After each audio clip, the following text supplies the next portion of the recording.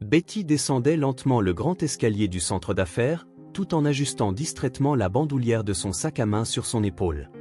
Avant de commencer l'histoire, n'oubliez pas de laisser un like et de vous abonner à la chaîne pour voir plus d'histoires comme celle-ci. Ses talons résonnaient sèchement sur les marches en marbre, marquant une journée infructueuse de plus.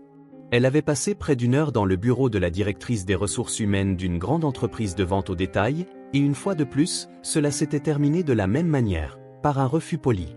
Je comprends que vous avez une expérience impressionnante en management, un français courant, avait dit la directrice des RH, une femme austère d'une quarantaine d'années, marquant une pause significative tout en tapotant nerveusement un stylo sur le bureau.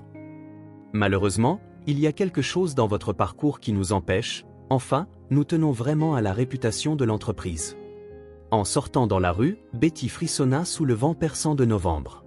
Le manteau de mi-saison à la mode, vestige de sa vie passée plus prospère, ne la réchauffait plus comme avant, et ses bottines italiennes préférées étaient usées. Il n'y avait même plus d'argent pour de nouvelles chaussures. Dans le minibus qui cahotait sur la route délabrée du quartier résidentiel, elle compta machinalement l'argent qui lui restait. La pension de sa mère couvrait à peine les charges et les médicaments les plus essentiels. Ses dernières économies fondaient comme la première neige. Peut-être que je devrais vraiment essayer de travailler comme vendeuse dans un supermarché, une faible pensée lâche lui traversa l'esprit, mais Betty la chassa rapidement. La dernière fois, elle avait été licenciée au bout d'une semaine, dès que la sécurité du magasin avait vérifié ses papiers. En montant au 4e étage, l'ascenseur était encore en panne, Betty tenta d'afficher un air joyeux. Sa mère s'inquiétait déjà trop, inutile de la contrarier davantage. « Ma chérie ?» Une voix faible venant de la chambre lui serra le cœur. « Oui maman ? Tu ne vas pas le croire, mais j'ai même eu le temps de passer à la pharmacie aujourd'hui. Tes pilules sont en promotion. » Betty omit volontairement de mentionner qu'elle avait acheté les médicaments dans la pharmacie la moins chère de la périphérie, perdant près d'une heure rien que pour le trajet. Le soir, allongée dans sa petite chambre, elle fixait le plafond et songeait à quel point la vie était étrange. 3 ans auparavant, elle avait un travail prestigieux, un nouvel appartement avec un prêt immobilier et des projets d'avenir. Et maintenant, un article pour escroquerie, qu'elle n'avait pas commise, un 2 pièces en location en périphérie de la ville et des refus incessants des employeurs. Mon Dieu, juste un travail, n'importe lequel, murmura Betty, sentant les larmes lui piquer les yeux. Le lendemain matin commença par la recherche d'offres d'emploi dans le journal local. Les yeux de Betty tombèrent sur une ligne, grande entreprise de construction recherche agent d'entretien. Horaire de travail, le soir. Le salaire était bas mais stable, et le travail du soir lui permettait de chercher autre chose pendant la journée. Le bureau était situé dans un nouvel immeuble de bureaux. Betty ajusta nerveusement le seul vêtement décent qui lui restait dans sa garde-robe, acheté en solde. Elle fut accueillie à la réception par une secrétaire plus âgée. « Vous cherchez du travail ? Allez voir le chef de la sécurité.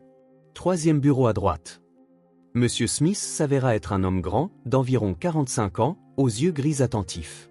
Il prit son temps pour étudier ses documents, jetant parfois un coup d'œil à Betty par-dessus ses lunettes à fine monture métallique. 2 diplômes d'études supérieures, compétences linguistiques, et une condamnation en vertu de l'article 159, dit-il sans jugement, énonçant simplement le fait. Oui, malheureusement. Betty se tendit, comme d'habitude, s'attendant à un autre refus. Racontez-moi, proposa M. Smith de manière inattendue, s'adossant à son fauteuil. Et elle raconta son travail dans une chaîne de pharmacie, le propriétaire qui serait tombé amoureux d'elle, le contrat frauduleux, et comment elle s'était retrouvée bouc émissaire dans une escroquerie bien planifiée. « Vous savez, Betty, » dit M. Smith, pensif, après son récit. « Je fais confiance à mon intuition. » Il marqua une pause. « Et en ce moment, elle me dit que vous dites la vérité. Ce n'est vraiment pas un travail difficile, mais il est important. Pensez-vous pouvoir vous en charger ?»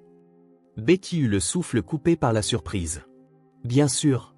Je suis prête à commencer aujourd'hui. » Monsieur Smith sourit. « Alors allons vous installer. Gardez juste à l'esprit que tout est sous surveillance ici. Ce n'est pas une menace, juste une information. » Au service des ressources humaines, elle fut accueillie par Abigail, une agréable femme d'âge mûr aux yeux marrons bienveillants. Tout en remplissant les formalités administratives, elle réussit à interroger Betty sur sa famille, à apprendre pour sa mère malade et même à lui offrir une part de tourte aux choux fraîchement cuite qu'elle avait apportée au travail ce jour-là. « Voici les clés du local de rangement, il y a tout ce dont vous avez besoin, lui montra Abigail. Le service commence à 18 h, quand le personnel principal part. Si vous avez besoin de quoi que ce soit, n'hésitez pas à demander.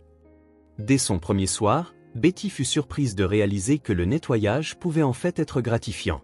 Le bureau était calme et tranquille, et seuls les quelques employés restés tard saluaient chaleureusement la nouvelle venue. Elle aimait particulièrement nettoyer les immenses fenêtres donnant sur la ville nocturne. C'était comme si elle lavait toute la saleté du passé, recommençant sa vie sur une page blanche. Ce soir-là, en rentrant chez elle, Betty sentit l'espoir renaître pour la première fois depuis longtemps.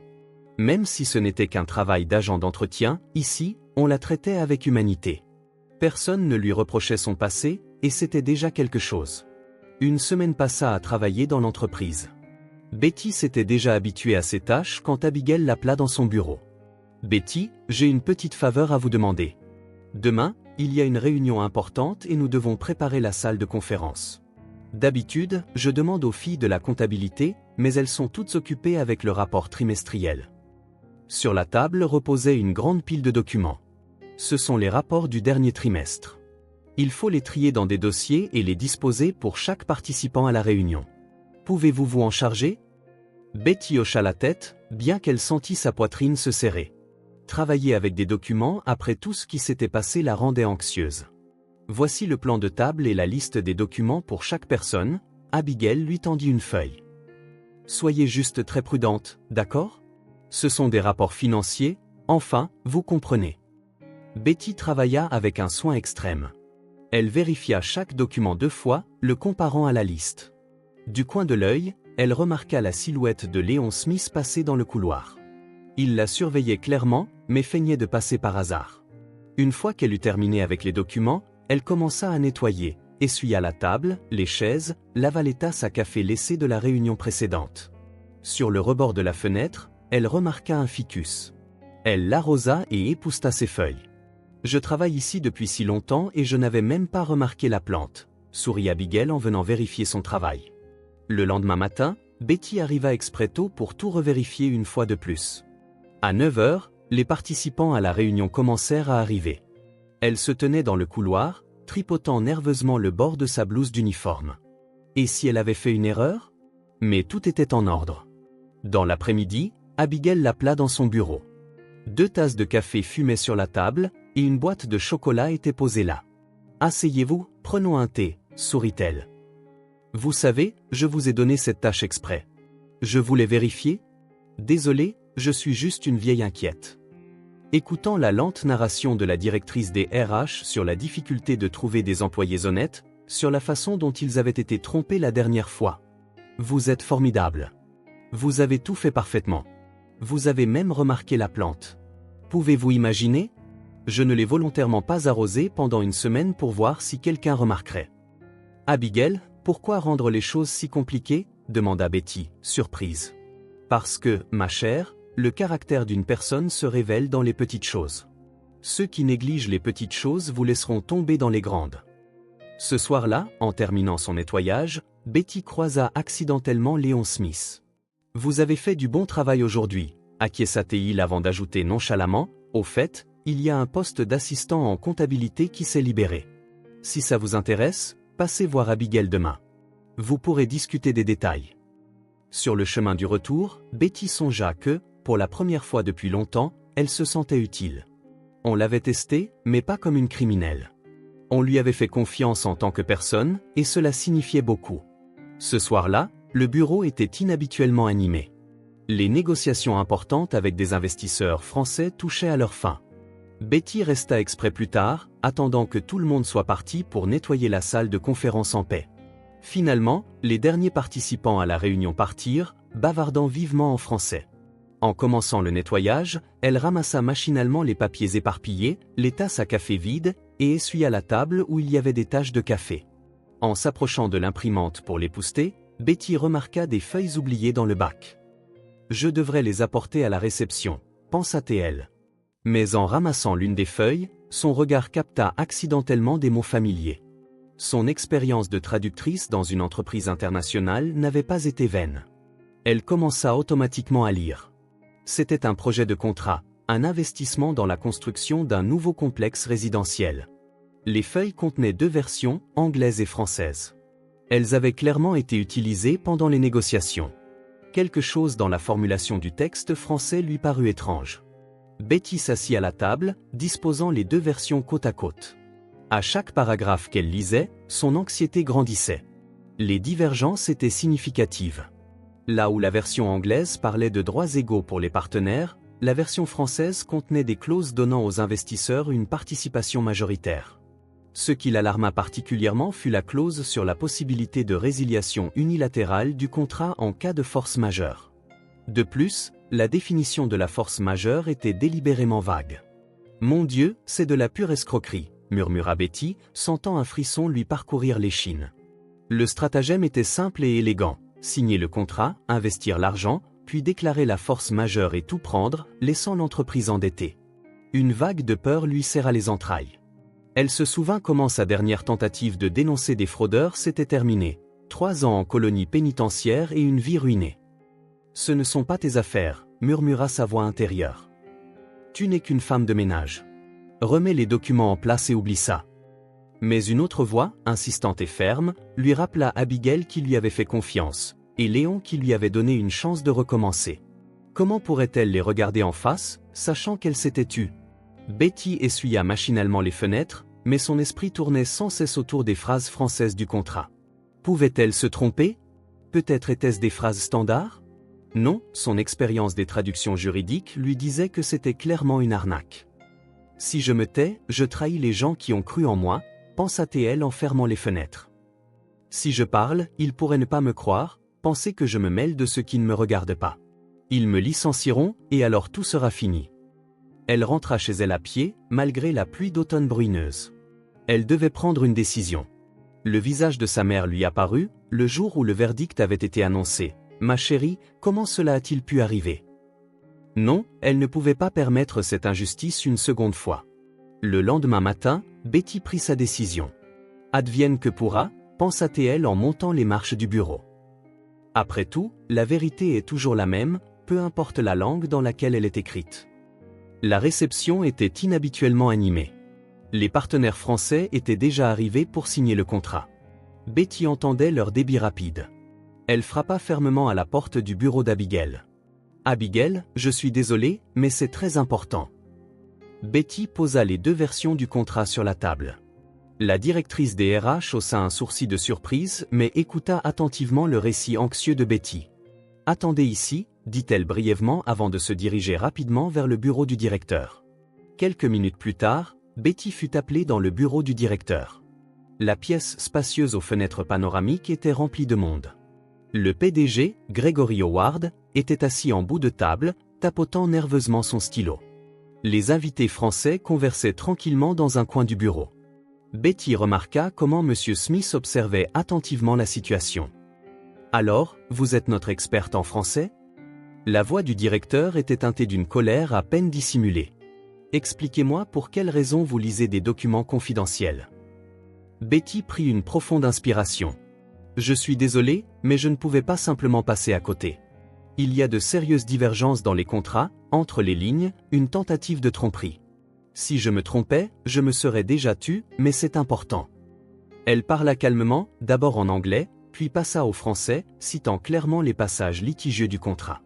L'un des Français pâlit soudainement et murmura quelque chose d'urgent à son collègue. « Comment osez-vous » Gregory Howard bondit sur ses pieds. « Une femme de ménage va m'apprendre à faire des affaires ? Vous êtes viré. Quittez le bâtiment immédiatement. » Gregory Howard, permettez-moi. La voix calme de M. Léon Smith retentit, étonnamment ferme. « Avant de prendre une décision, je suggère que nous vérifions l'information. D'autant plus que nos invités semblent être devenus notablement nerveux. » Abigail avait déjà appelé l'avocat de l'entreprise. Un lourd silence plana dans la pièce. Betty se tenait près de la fenêtre, sentant ses genoux trembler. L'un des Français commença soudainement à rassembler ses affaires, prétextant des affaires urgentes. Monsieur Smith jeta un rapide coup d'œil à l'agent de sécurité près de la porte. « Messieurs, je crains que vous ne deviez rester, » dit-il en sortant des papiers de son dossier. « Le service de sécurité a des informations intéressantes sur votre entreprise, ou plutôt sur le fait qu'une telle entreprise n'existe pas réellement. » Après cela, tout se déroula comme dans un brouillard. Il s'avéra que les investisseurs français étaient de vulgaires escrocs. Ils avaient utilisé de faux documents et leur stratagème du double contrat était leur mode opératoire habituel. Ils avaient déjà trompé plusieurs grandes entreprises dans d'autres villes avec des tactiques similaires. Betty, le directeur avait l'air embarrassé. Je m'excuse. Vous avez sauvé l'entreprise d'énormes problèmes. Nous aimerions vous offrir un poste différent. Nous pourrons en parler plus tard, intervint Abigail doucement mais fermement, tenant toujours Betty tremblante par les épaules. Pour l'instant, nous avons tous besoin de prendre un thé. De retour dans le bureau d'Abigail, réchauffant ses mains sur une tasse de thé chaud, Betty sentit la tension des derniers jours commencer à se dissiper. Vous savez, dit Abigail, pensive, je suppose que parfois, il faut être au mauvais endroit au mauvais moment pour finir là où l'on est vraiment censé être. Monsieur Smith travaillait sans relâche depuis plusieurs jours. Son bureau s'était transformé en un véritable quartier général d'enquête. Les murs étaient couverts de photos des investisseurs, de schémas de leurs connexions et de documents provenant d'autres villes. Il s'est avéré que les escrocs opéraient dans tout le pays en utilisant le même stratagème du double contrat. Regardez, Betty, il disposa plusieurs photos devant elle. Vous reconnaissez quelqu'un ? Sur l'une d'elles, le groupe de Français parlait avec un homme grand en costume coûteux. « C'est Richard, notre avocat principal. » s'exclama-t-elle. « Exactement. Maintenant, on comprend comment ils ont eu accès à la documentation interne de l'entreprise. » Abigail passa la tête dans le bureau avec une tasse de café pour Léon Smith. « Comment ça avance ? » « Ça avance très bien, sourit-il. Nous devons non seulement la découverte de l'arnaque à notre Betty, mais aussi le démantèlement de tout un réseau criminel. Quelques jours plus tard, des employés du service de sécurité économique arrivèrent au bureau. Richard et les deux Français furent arrêtés sur leur lieu de travail. Il s'avéra qu'ils préparaient l'arnaque depuis plusieurs mois, falsification de documents, création de sociétés écrans, établissement de liens au sein de l'entreprise. Vous savez ce qui est le plus intéressant ? Partagea M. Smith avec Betty autour d'une tasse de café. Ils ont trébuché sur un petit détail. Ils utilisaient un traducteur en ligne pour leur communication, sans même soupçonner qu'il pourrait y avoir quelqu'un dans le personnel qui parle couramment français, et avec une expérience en traduction juridique, qui plus est. Gregory Howard remercia personnellement Betty devant toute l'équipe.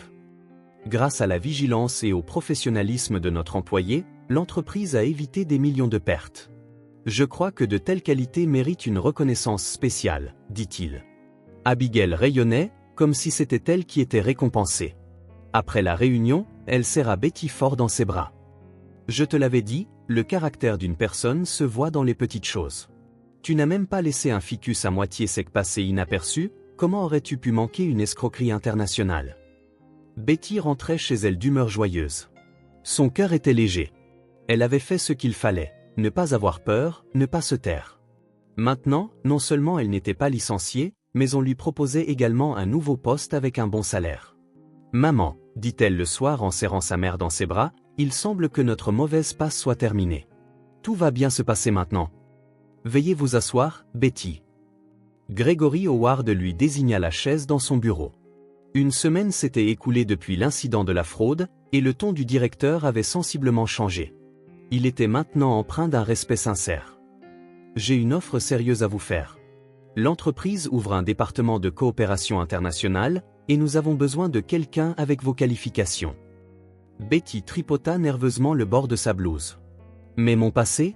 Êtes-vous sûr que cela ne nuira pas à la réputation de l'entreprise ? » Le directeur sourit. « Après que vous nous ayez sauvé des fraudeurs, au contraire, cette expérience sera un atout.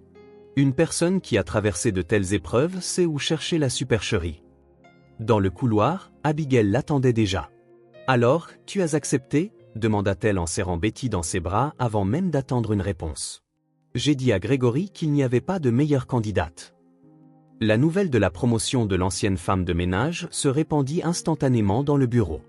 Certains la félicitèrent sincèrement, tandis que d'autres étaient perplexes. Le chef du service juridique, qui remplaçait Richard, était ouvertement indigné. « C'est du jamais vu. Une personne avec un casier judiciaire va gérer les négociations internationales. » Ce soir-là, dans le bureau d'Abigail, Betty céda à ses doutes. « Et si je n'y arrive pas ? Tant d'années ont passé, j'ai tout oublié ? » « N'importe quoi, » l'interrompit Abigail avec détermination. Tu t'es très bien débrouillé avec les documents français. Le reste viendra avec le temps. Elle versa du thé dans leur tasse préférée à motif de bleuet. J'ai aussi commencé de zéro une fois. Mon mari est mort, et je me suis retrouvée seule avec un petit garçon. Je pensais que je n'y arriverais pas, que j'allais craquer. Mais j'ai réalisé que la force n'est pas de ne pas tomber, mais de se relever. Le lendemain, Betty entra pour la première fois dans son nouveau bureau. Petit mais lumineux, avec vue sur le parc de la ville.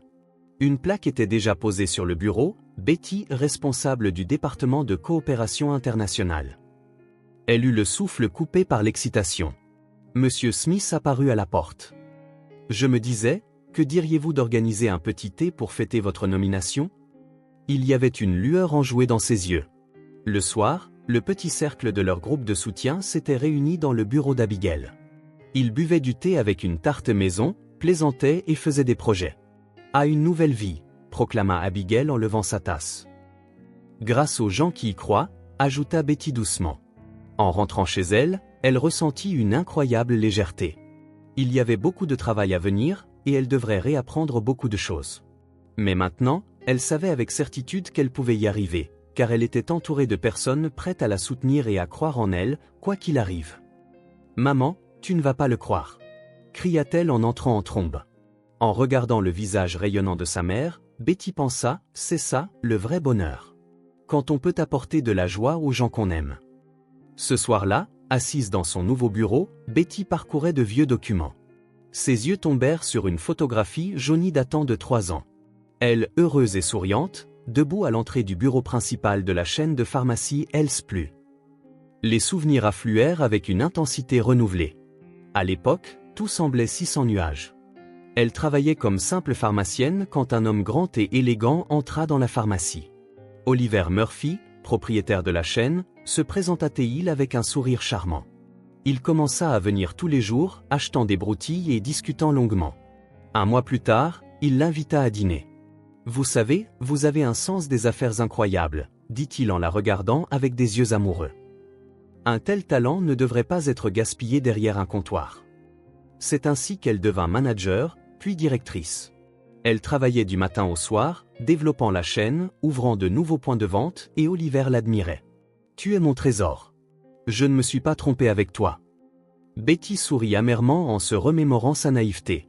Elle avait cru au conte de fées du Beau Prince, sans jamais se demander pourquoi il était si désireux de faire d'elle la directrice. « Signe juste ça, ma chérie, c'est juste une formalité, » dit-il en lui glissant les papiers. À ce moment-là, sa mère avait été hospitalisée pour une crise cardiaque, et Betty s'était précipitée dans sa ville natale. Quand elle revint une semaine plus tard, le bureau était sous scellé, les comptes gelés, et Oliver avait disparu avec tout l'argent de l'entreprise. « Comme j'ai été aveugle », murmura Betty, sentant les larmes lui monter aux yeux. Elle se souvint des interrogatoires, des contrôles humiliants, du procès. Comment elle avait essayé de prouver son innocence, comment elle avait vendu son appartement pour payer un avocat, et la voix indifférente du juge, « Accusé, veuillez vous lever. » Le tribunal condamne. On frappa doucement à la porte. C'était Abigail. « Encore ici ?» J'ai vu la lumière allumée. Voyant le visage de Betty baigné de larmes, elle s'assit silencieusement à côté d'elle. « J'ai si peur, Abigail, » murmura Betty. « J'ai peur de faire une autre erreur, de faire confiance aux mauvaises personnes. Et si je manque quelque chose à nouveau, si je ne vois pas le piège ?» Elle lui raconta tout, la belle romance qui s'était transformée en cauchemar, la trahison, les rêves brisés. « Ma chère », Abigail lui tapota doucement la main. « Tu sais, nous avons toutes nos cicatrices. Mais ce n'est pas une raison pour arrêter de vivre. Tu n'es plus cette fille naïve. Tu es devenue plus forte. Et maintenant, tu n'es plus seule. » La pluie tambourinait contre la fenêtre. Elles restèrent assises dans la pénombre confortable du bureau, parlant du passé, des peurs, de l'espoir. « Je n'arrivais même pas à choisir un prénom pour ma fille, » avoua Abigail. « J'avais tellement peur qu'elle fasse les mêmes erreurs que moi. Et votre fils est devenu un homme merveilleux. Parce que je lui ai appris à ne pas avoir peur de vivre. » Betty rentra chez elle avec un étrange sentiment de soulagement. Pour la première fois en 3 ans, elle avait pu tout raconter, pleurer sa douleur. Et elle réalisa que le passé n'avait plus de pouvoir sur elle. Maintenant, elle connaissait la valeur des beaux mots, elle savait lire entre les lignes. Et surtout, Il y avait des gens autour d'elle prêts à la soutenir et à la protéger. À la réception de Léon Smith, Betty rencontra un homme inconnu d'une trentaine d'années, grand, athlétique, aux yeux marrons attentifs et aux tempes à peine grisonnantes. Marcus White, détective privé, se présenta T-il. Sa poignée de main transmettait l'assurance d'une personne habituée à obtenir ce qu'elle veut. « Veuillez vous asseoir, Betty », Monsieur Smith lui indiqua la chaise. « Marcus s'intéresse à votre affaire. Il a beaucoup d'expérience dans la découverte d'arnaques similaires. » Le détective sortit le dossier de sa mallette en cuir. « J'ai examiné les éléments de votre dossier. Il y a plusieurs points intéressants que le tribunal a étrangement ignorés. » Betty se tendit. Parler du passé lui faisait encore mal, mais il y avait quelque chose de rassurant dans le calme de Marcus, dans sa façon d'écouter attentivement, prenant des notes dans son carnet. « Parlez-moi davantage d'Oliver Murphy. Des habitudes particulières, son cercle social, les endroits qu'il fréquentait ?» demanda Marcus. Betty commença à raconter tout ce qu'elle savait. Il posait des questions précises, pointues. « Où vous êtes-vous rencontrés ? Qui l'a présenté comme le propriétaire ? Quel document a-t-il montré ?» Puis le détective sourit soudainement. « Vous savez, votre Murphy a déjà laissé des traces dans 3 autres villes. Même schéma, une romance charmante, une promotion rapide, puis de faux documents. Il faisait déjà nuit dehors quand ils eurent fini de parler. Je suggère que nous continuions cela dans un cadre plus informel, proposa soudain le détective. Il y a un joli café pas loin d'ici. » Betty ne refusa pas. Monsieur Smith acquiesça d'un signe approbateur. Dans le café confortable où jouait un jazz doux, la conversation coula plus librement. Marcus parla de ses enquêtes, de l'importance de remarquer les détails. Les criminels se répètent souvent dans les petites choses. C'est ce qui les trahit. Betty se surprit à admirer ses mains, fortes, aux longs doigts de musicien. Et vous, bravo. Vous avez réussi à refaire votre vie. La plupart des gens abandonneraient après quelque chose comme ça. Il y avait une admiration sincère dans sa voix. Je n'avais tout simplement pas le choix, répondit-elle doucement. Ma mère, elle a toujours cru en moi. Ils ne remarquèrent pas qu'ils étaient assis au café depuis plus de 2 heures. Je prends votre affaire, dit fermement Marcus en se séparant. Ce Murphy a fait ça plus d'une fois. Il est temps de l'arrêter. Puis, plus doucement, il ajouta, et vous savez, vous pouvez simplement m'appeler Marcus. Sur le chemin du retour, Betty réalisa qu'elle souriait. Pour la première fois depuis longtemps, un homme était entré dans sa vie qui ne la rendait pas méfiante. Il suscitait son intérêt et sa confiance. Surtout, ne tombe pas amoureuse, dit-elle sévèrement à son reflet dans le miroir du métro. Mais son cœur rata un battement chaque fois qu'elle se rappelait le regard intense et attentif de ses yeux marrons. Le lendemain matin, un bouquet de fleurs sauvages apparut sur son bureau, accompagné d'une note, début de l'enquête. Attends votre appel. Pourrait avoir besoin de quelques détails supplémentaires. Betty. Quelques documents viennent d'arriver du service juridique pour votre approbation. La voix de sa nouvelle assistante, Stacy, la tira de ses pensées. Le premier mois à son nouveau poste de chef de service avait été intense. Elle avait dû se mettre au courant des projets en cours, rencontrer des partenaires et rationaliser les flux de travail. Chaque matin commençait par une réunion d'équipe. Betty réalisa rapidement que la clé était d'organiser efficacement le travail de la petite équipe soudée. « J'ai de bonnes nouvelles pour vous tous », annonça-t-elle un matin. Aujourd'hui, notre projet de centre commercial a attiré l'attention d'investisseurs belges. Nous devons préparer une présentation en français. Elle ne se sentait plus timide lors des réunions avec le PDG. Elle défendait sa position avec confiance.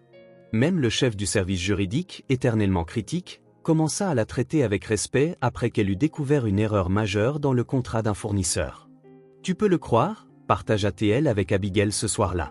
« J'ai mené les négociations avec les Français moi-même aujourd'hui. Par vidéoconférence, bien sûr, mais j'étais terriblement nerveuse. Puis ils ont envoyé un email de suivi. Tout leur a plu et ils veulent aller de l'avant avec nous. » L'équipe l'appréciait pour son équité, sa capacité d'écoute et sa volonté d'aider. Quand l'enfant de Stacy tomba malade, je l'ai laissé travailler à domicile. C'est le résultat qui compte, l'endroit où vous l'obtenez est secondaire, avait-elle dit à l'époque. Même sa situation financière s'améliora progressivement. Elle utilisa son premier salaire pour rembourser de vieilles dettes.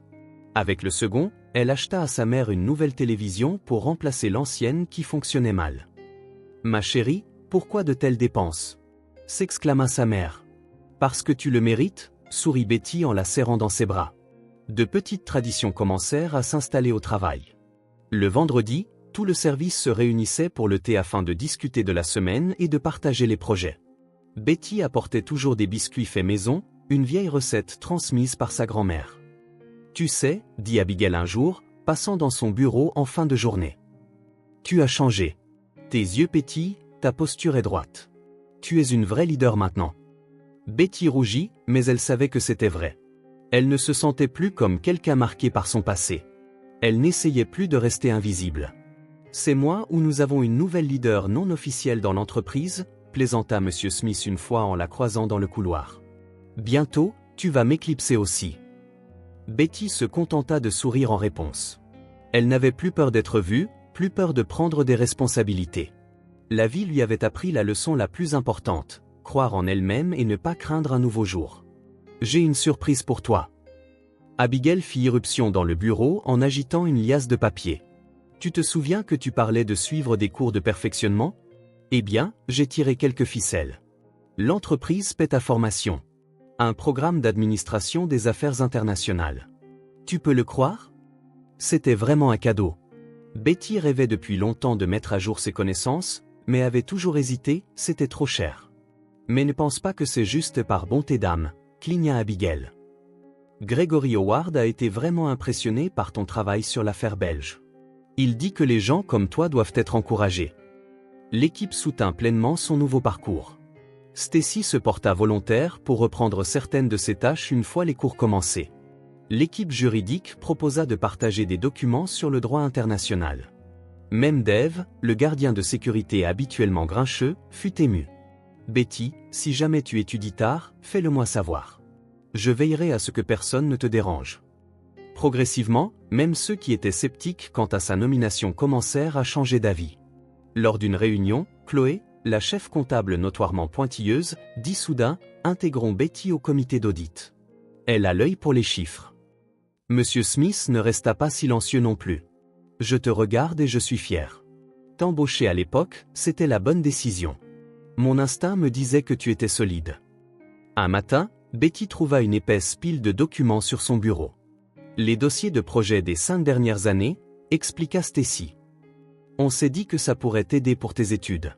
On a fouillé toutes les archives, on a sélectionné ce qu'il y avait de bien. Ce genre de soutien était réconfortant. Ses présentations en classe étaient souvent utilisées comme exemple, et son projet final sur l'optimisation des chaînes d'approvisionnement internationales attira même l'attention de ses professeurs. Tu peux le croire, dit-elle à sa mère. Sidonie, de la comptabilité, est venue me demander conseil aujourd'hui. Avant, j'avais peur d'elle, elle était si stricte. Et maintenant? Sa mère sourit simplement, regardant sa fille grandir, confiante et sûre d'elle. Dans l'entreprise, personne ne la voyait plus comme une ancienne victime au passé sombre. Elle était désormais connue comme une professionnelle compétente et une personne de confiance. Betty ne vous mènera pas en bateau était pratiquement devenu un dicton au bureau. Tu sais ce qui est le plus important? Dit-elle un jour à Abigail. Je me sens enfin à ma place. C'est une famille. Absolument, acquiesça Abigail. Parce qu'une vraie équipe, c'est une famille. Une qui célèbre tes victoires et te soutient dans les moments difficiles. L'appel de Marcus arriva un samedi matin. Betty, j'ai des nouvelles importantes. Envie de faire une promenade? J'ai une maison de campagne près de la ville, on pourra y parler tranquillement. Son cœur rata un battement. Ils ne s'étaient pas vus depuis presque 2 semaines, bien qu'ils aient été en contact régulier au sujet de l'affaire. La maison s'avéra être un petit cottage confortable entouré de pommiers. Un héritage de mes parents, expliqua Marcus en ouvrant le portail. La véranda était déjà prête, thé chaud, pâtisserie maison. Tu les as faites toi-même? Demanda Betty, surprise. Pas du tout, rit-il. Ma voisine m'a aidé. Je l'aide de temps en temps pour les corvées, et elle me nourrit. Mais la conversation dériva rapidement sur les affaires. Marcus sortit son ordinateur portable. Regarde ce que j'ai trouvé. Tu te souviens de ce comptable qui serait tombé malade juste avant le scandale? Je l'ai retrouvé. Une photo apparut à l'écran. Le voilà, Oliver Murphy, en compagnie d'inconnus, prise un mois après l'arrestation de Betty. Et devine où? En Thaïlande. Marcus disposa méthodiquement des documents devant elle, relevés bancaires, copies de contrats, photographies. Ici, il utilisait un nom, là un autre. Mais le schéma était toujours le même, une romance rapide, une promotion éclair, puis de faux papiers. Regarde bien. Il se pencha, pointant quelque chose dans les documents. Il sentait le café et une eau de Cologne vive et terreuse. Betty eut du mal à se concentrer sur les papiers, la proximité inattendue la distrayait. Et puis vint la plus grande découverte. Marcus ouvrit un autre dossier. Tu te souviens de cette femme âgée qui prétendait être sa mère ? Il s'avère que c'est une actrice professionnelle. Elle fait de petits rôles, et ce n'est pas la première fois qu'elle participe à ce genre de stratagème. Ils parlèrent pendant des heures. Marcus expliqua comment il avait rassemblé les informations, bribe par bribe, retrouvant des témoins, reconstituant la chaîne des événements. Tu sais, dit-il soudainement, j'ai en fait commencé à enquêter sur ça avant même qu'on se rencontre. J'ai regardé les pièces du dossier, et quelque chose clochait. Et puis, quand je t'ai vu, j'ai su que je ne pouvais pas rester sur la touche. Le soleil commençait déjà à se coucher quand ils sortirent dans le jardin. Les pommiers perdaient leurs dernières feuilles, l'air portait l'odeur de l'automne et une faible fumée provenant des feux voisins. Il faisait frais. Marcus posa sa veste sur ses épaules. Leurs mains se frôlèrent accidentellement, et tous deux se figèrent un instant. « Attends, dit-il en se tournant vers elle. J'ai besoin de te dire quelque chose. Cette affaire, c'est devenu plus qu'un simple travail pour moi. » Elle leva les yeux et se perdit dans la chaleur de son regard stable et doux. « Je sais qu'après tout ça, c'est difficile pour toi de faire confiance aux gens à nouveau, mais peut-être, juste peut-être, pourrais-tu me donner une chance de prouver que tous les hommes ne sont pas pareils ?» Au lieu de répondre, elle s'approcha et posa sa tête sur son épaule. Marcus l'enlaça soigneusement, et ils restèrent là, écoutant le bruissement des feuilles et le battement sourd de leur cœur. « Tu sais, » murmura Betty, « j'avais peur de ce moment aussi, peur de faire une autre erreur, de faire confiance à nouveau. Mais avec toi, c'est différent. » Marcus la serra plus fort. « Je ne te mentirai jamais. C'est une promesse. » Ils rentrèrent chez eux dans un silence confortable. Une musique douce jouait dans la voiture, et les lumières de la ville nocturne défilaient derrière les fenêtres. Tout semblait si juste, si naturel, comme s'ils s'étaient connus toute leur vie. Le dossier pour la réouverture de son affaire s'était épaissi. Marcus livra personnellement les documents à un avocat qu'il connaissait, un spécialiste des affaires comme la sienne. « S'il s'en charge, les chances sont bonnes, » dit-il à Betty. Même l'entreprise offrit un soutien inattendu. Gregory Howard assigna un avocat d'entreprise pour aider dans l'affaire. « Considérez cela comme un investissement dans une employée précieuse, » dit-il lors d'une réunion. Et soyons honnêtes, la réputation de l'entreprise ne peut qu'en bénéficier quand les gens voient comment nous soutenons les nôtres. Les audiences se succédèrent.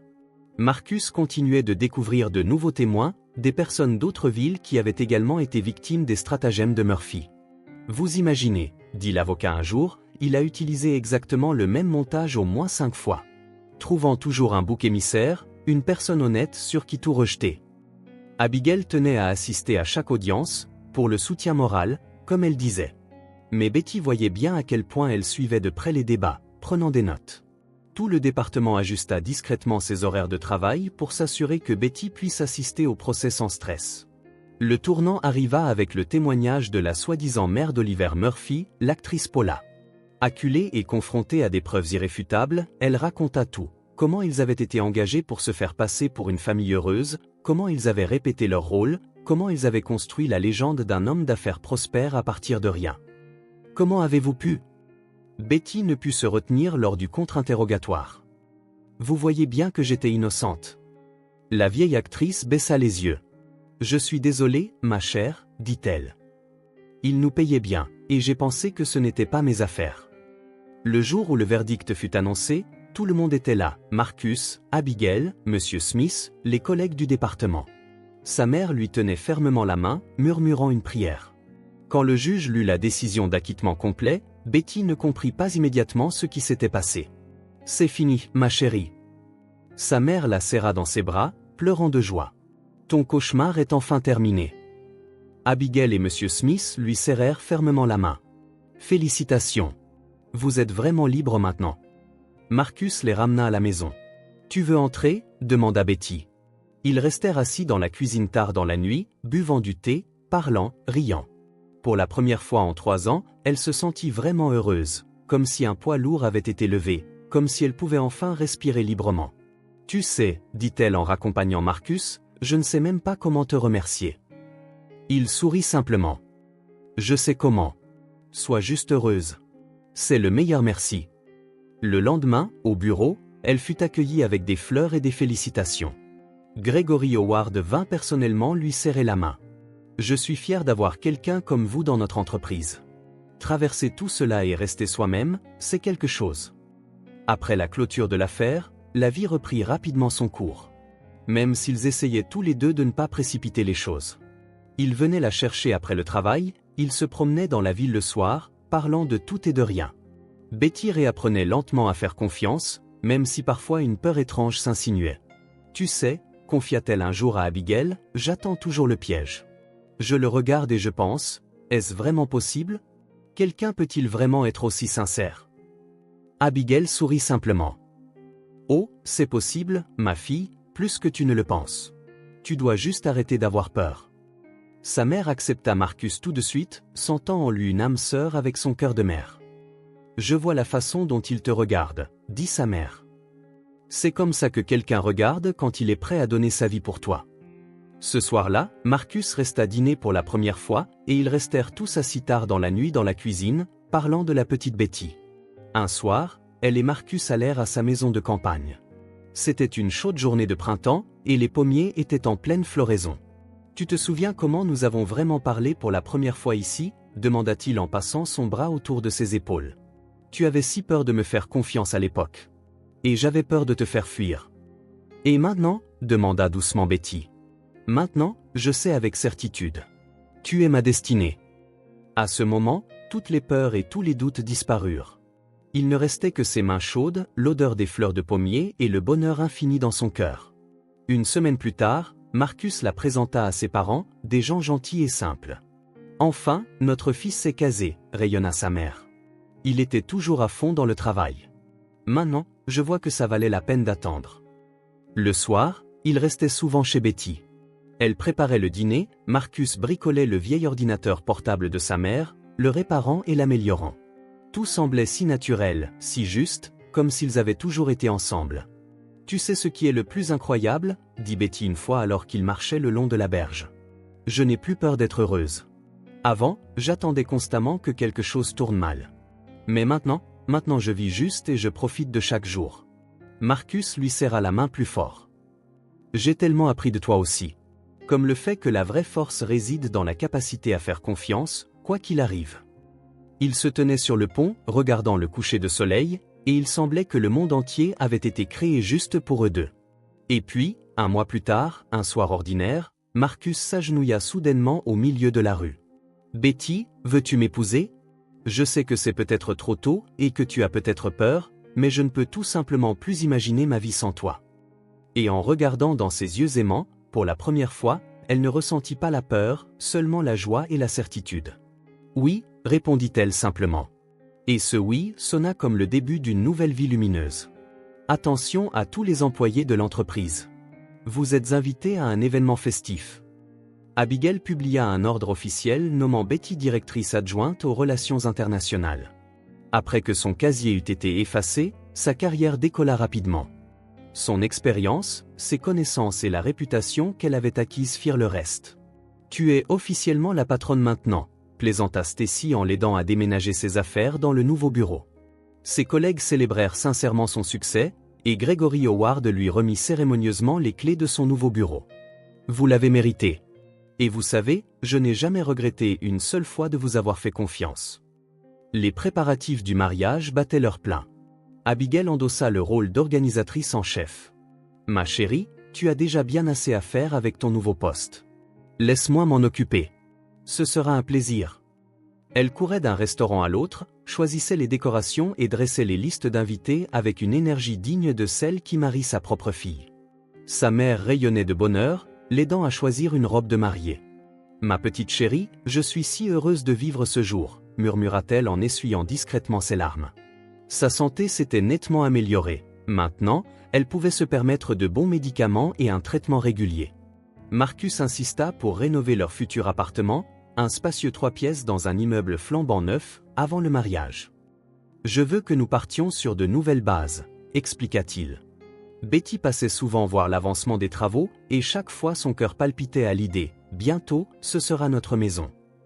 Le jour du mariage, le temps était exceptionnellement ensoleillé. Monsieur Smith, qui avait endossé le rôle de celui qui conduit la mariée à l'hôtel, accompagna Betty dans l'allée. Marcus attendait sous une arche ornée de fleurs fraîches, ses yeux brillant d'un tel bonheur que cela coupa le souffle aux invités. « Embrassez-vous » scandaient les invités, parmi lesquels se trouvait toute l'équipe de l'entreprise de construction. Betty faisait depuis longtemps partie des leurs. « C'est la meilleure maintenant », déclara fièrement Abigail en levant son verre aux jeunes mariés. « À une nouvelle vie !»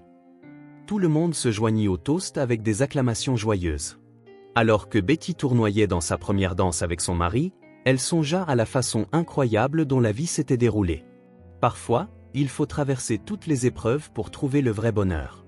Le soir, après la fin des festivités principales, elle et Marcus sortirent dans le jardin du restaurant. « Tu sais, dit-il en la tenant près de lui, je pense souvent à la chance que j'ai eue que Léon me montre ton dossier à l'époque. C'était comme si le destin nous guidait l'un vers l'autre. » Betty blottit sa tête sur son épaule. « Et je suis reconnaissante pour toutes les épreuves. Sans elle, je n'aurais pas rencontré tant de gens merveilleux, et je n'aurais pas appris à vraiment apprécier l'amitié et l'amour. » Quelque part au fond du jardin, la musique jouait, le ciel était rempli d'étoiles, et il semblait que l'univers entier se réjouissait de leur bonheur. Le lendemain, les jeunes mariés s'envolèrent pour leur lune de miel. 2 semaines sur la Côte d'Azur. Symbolique, sourit Abigail en les serrant dans ses bras à l'aéroport. La langue française a autrefois changé ta vie, et maintenant elle mène à un nouveau bonheur. La maison de campagne de Marcus et Betty était entourée de fleurs. 1 an après leur mariage, ils décidèrent d'organiser une grande fête pour tous ceux qui les avaient soutenus. Le vieux verger de pommiers où leur histoire avait commencé était maintenant entretenu avec amour. Marcus y passait tous les week-ends, transformant la maison de campagne de ses parents en un nid familial douillet. « Alors, raconte-moi » Abigail fut la première à remarquer l'éclat particulier dans les yeux de Betty. « On doit s'attendre à l'heureux événement pour quand ?»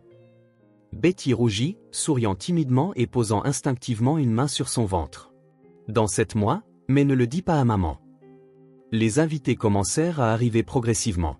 Monsieur Smith vint avec sa femme, apportant un énorme bouquet de roses. Stacy, maintenant chef de service, montra sa bague. Chloé, récemment retraitée, apporta sa tarte signature. Même Gregory Howard passa un moment, malgré son emploi du temps chargé. Ils dressèrent des tables dans le jardin, et le temps était parfait. La mère de Betty aidait à disposer les assiettes, sa santé s'était nettement améliorée depuis sa maladie, d'autant plus que le jeune couple avait insisté pour qu'elle déménage plus près d'eux. Vous vous souvenez comment tout a commencé ? Monsieur Smith leva son verre. Avec l'entretien pour le poste d'agent d'entretien, et regardez-vous maintenant. Une femme d'affaires, une épouse heureuse et bientôt une mère. Il fit un clin d'œil à Betty embarrassée. Oui, le vieux chef de la sécurité sait tout. Marcus rit. Et je suis reconnaissant au destin pour chaque jour d'épreuve. Sans elle, nous ne nous serions peut-être jamais rencontrés. Abigail essuya discrètement une larme. Mes enfants, le plus important, c'est que vous vous soyez trouvés. Et bientôt, votre amour deviendra encore plus fort. La soirée s'envola, remplie de conversations, de souvenirs et de projets d'avenir. Betty partagea des nouvelles d'un nouveau projet international qui lui avait été confié. Marcus, désormais à la tête d'une agence de détectives, gérait toute une équipe. Quand le soir tomba, ils illuminèrent le jardin avec des guirlandes lumineuses. Betty regarda les visages chers autour d'elle et pensa à la façon incroyable dont la vie s'était déroulée. Chacune de ces personnes avait joué un rôle dans son destin, l'aidant à rester forte, à croire en elle-même. « À quoi tu penses ?» Marcus s'assit à côté d'elle. « À tout ce qui nous attend », elle posa sa tête sur son épaule. « Maintenant, je sais avec certitude, il n'y a pas de situation désespérée. Le plus important est de rester humain et de croire en la bonté. » Plus tard, quand les invités furent partis, ils restèrent longtemps assis seuls dans le jardin. Ils parlèrent de leur futur enfant, des projets d'agrandissement de leur maison, de nouveaux projets. La vie s'étendait devant eux comme une large route, pleine d'espoir et de possibilités. « Il semble que nous ayons enfin mérité notre bonheur, » murmura Betty. « Nous avons appris à l'apprécier, » répondit Marcus. « Et maintenant nous savons avec certitude, ensemble, nous pouvons faire face à n'importe quel défi. Dans l'obscurité du jardin, l'odeur des pommes et du bonheur embaumaient l'air. Au loin, les lumières de la ville scintillaient, rappelant que la vie continue, offrant de nouvelles opportunités et de nouvelles histoires. Et ici, dans le coin douillet de leur petit paradis, s'écrivait leur destin commun.